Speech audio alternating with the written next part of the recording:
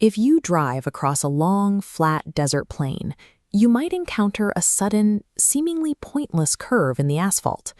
Civil engineers spend millions of dollars building these bends into perfectly straight stretches of highway. They do this because a flawlessly straight road is a death trap. Without the minor challenge of navigating a turn, a driver's brain slips into a state of zoning out, leading to single-vehicle accidents where cars simply drift off the road. This surge caused 2 devastating UK train crashes. Experienced drivers passed multiple warning lights without reacting, plowing into oncoming traffic.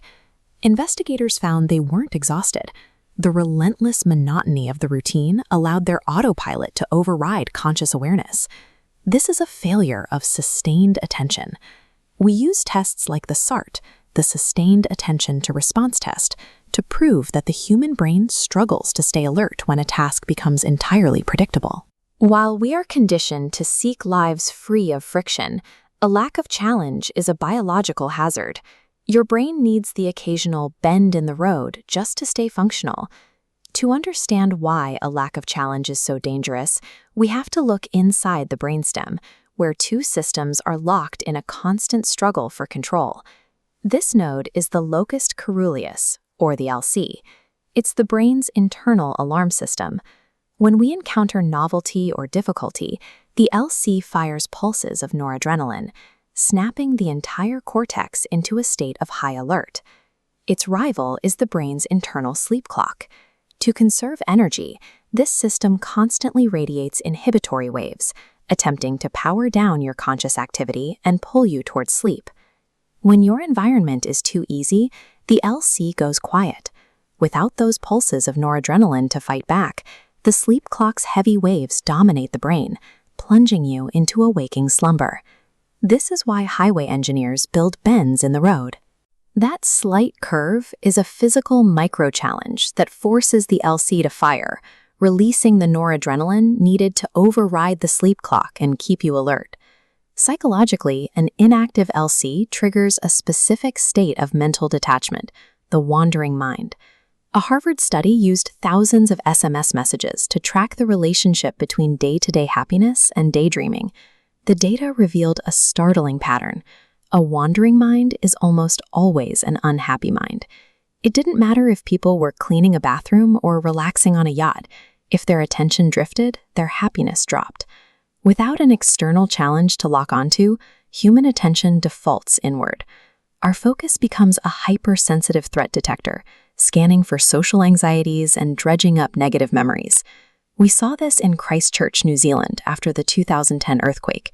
Victims whose minds wandered the most were the most tormented by post-disaster anxiety. Because their attention lacked an external anchor, it became trapped in a loop of fear. Resilience requires focus. If you don't give your brain an external problem to solve, it will likely invent an internal nightmare to fight instead. This is a chart of the Yerkes-Dodson law, which maps how stress levels dictate human performance. At the far left, you have total boredom, the state where train drivers miss red lights. At the far right, you have paralyzing panic. Both extremes result in system failure. At the apex sits the neurochemical sweet spot, where moderate stress drives the brain to its highest level of efficiency. We see this in students facing difficult math problems. Both anxious and non-anxious students experience the same spike in the stress hormone cortisol. For the worriers, the stress caused a crash. For the non-worriers, that exact same biological spike pushed them into the sweet spot, causing them to perform better. The difference is entirely in perception. Viewing the situation as a challenge rather than a threat changes how stress hormones interact with our neurochemistry. This reveals how we can take direct control over our biological hardware. We aren't passive subjects of our chemistry. We can manually trigger the locus coeruleus. Clinicians use biofeedback to help patients with ADHD or trauma learn to inject micro-challenges into their day, simple actions like correcting posture or reacting to sudden sounds. These intentional jolts act like the bends in the highway. They force a release of noradrenaline, physically dilating the pupils and snapping a wandering mind back into focus. This neurobiological reality connects directly to the philosophy of Friedrich Nietzsche, who believed individuals could learn to harness their own power to rise above their basic drives. Nietzsche's insight that what doesn't kill me makes me stronger describes a biological reality. By intentionally inserting metaphorical bends in the road into our lives, we can reprogram our brain chemistry to block anxiety and forge an unbreakable mind.